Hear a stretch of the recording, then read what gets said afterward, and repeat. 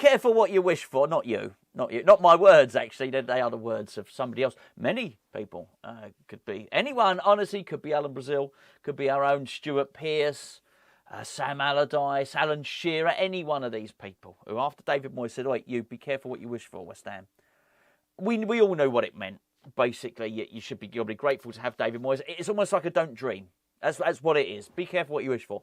Don't dream. Don't have aspirations. Settle for your lot. I've always wondered with these people that say that. I've always wanted to be able to press them on it and just say, "Hey, sorry, are you just aiming at West Ham players? Do you think?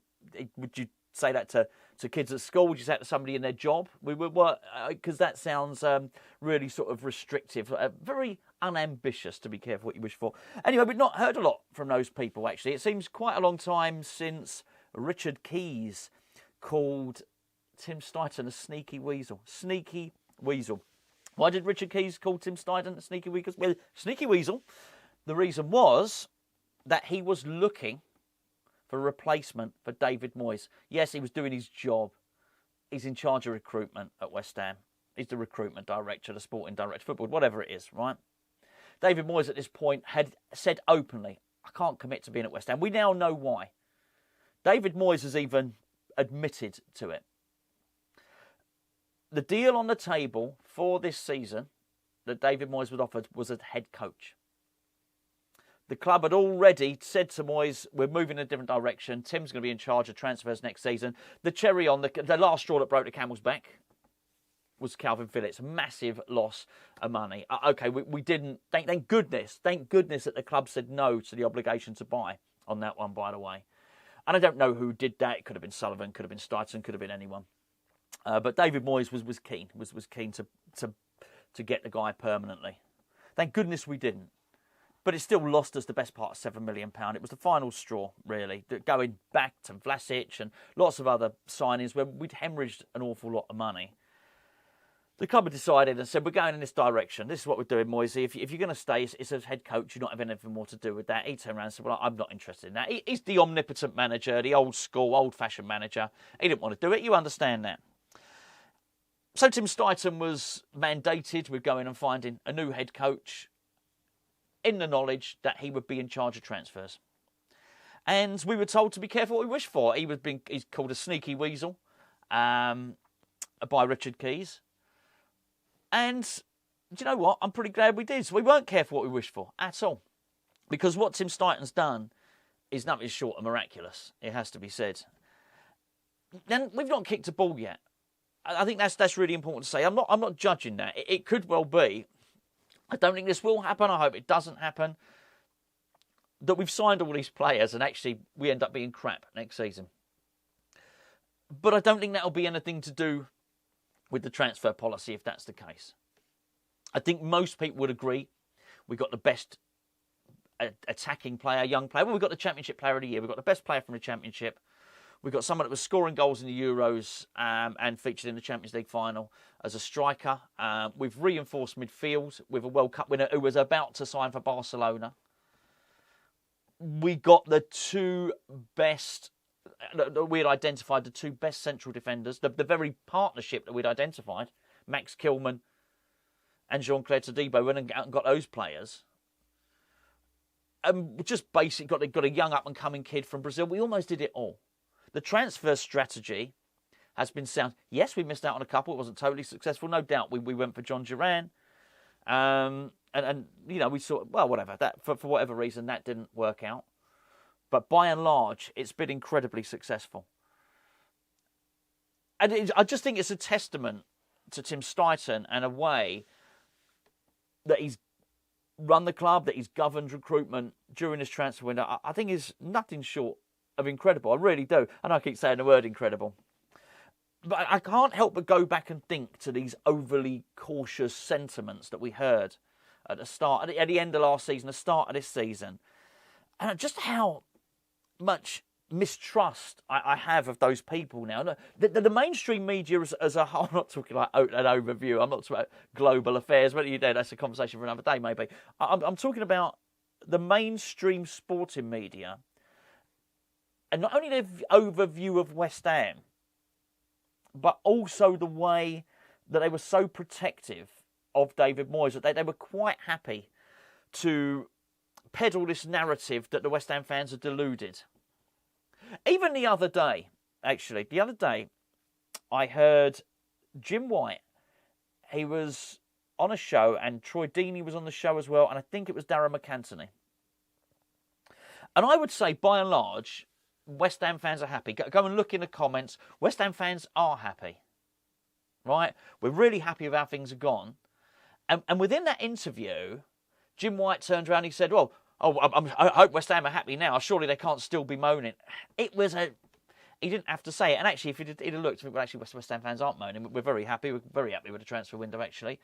But it was another dig, and they just can't quite help themselves. And I think their love and their loyalty for David Moyes has been so strong that they can't help but dig us out.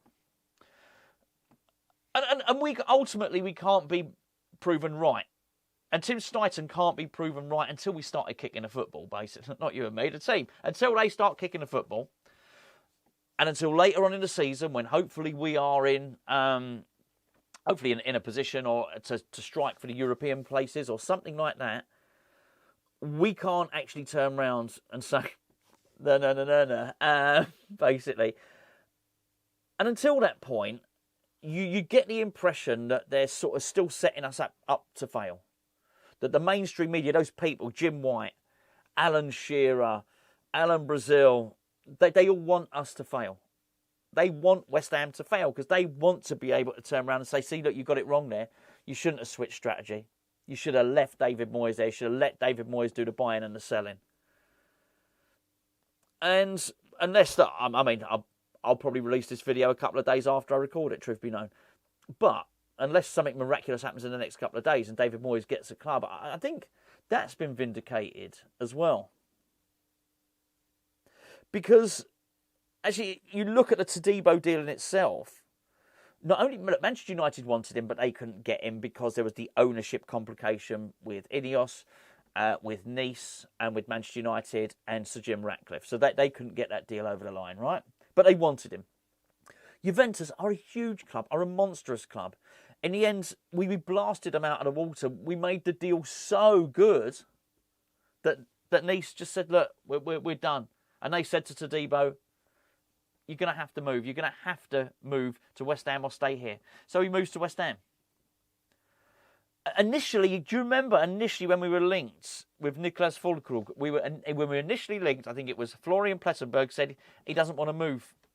He wants to stay in Germany. That changed so quickly. What we've done is so good. And now you're starting to see everybody else sort of stand up and take notice and having a look at West Ham and thinking, well, hold on a second, they're not doing too bad then. That doesn't happen by accident. There's a strategy. And we know that the strategy was made up last season. We know that with Crescencio Somerville because it was actually, I think it was possibly even January, we made contact with Leeds and we started negotiations then. This is a plan. This also validates and rubber stamps what was being said about what was happening with David Moyes. He would have known about all of this. If there's one criticism of the club, it's that they didn't act sooner, because I think had they have acted sooner, we possibly wouldn't have conceded as many goals we did at the end of last season. There was a point last season we still really had a chance of sixth. But they'd drawn a line in the sand, which I think was too. They struck too much of a straitjacket. Drawn a line in the sand, said David Moyes is going to see out the rest of the season, then that's it.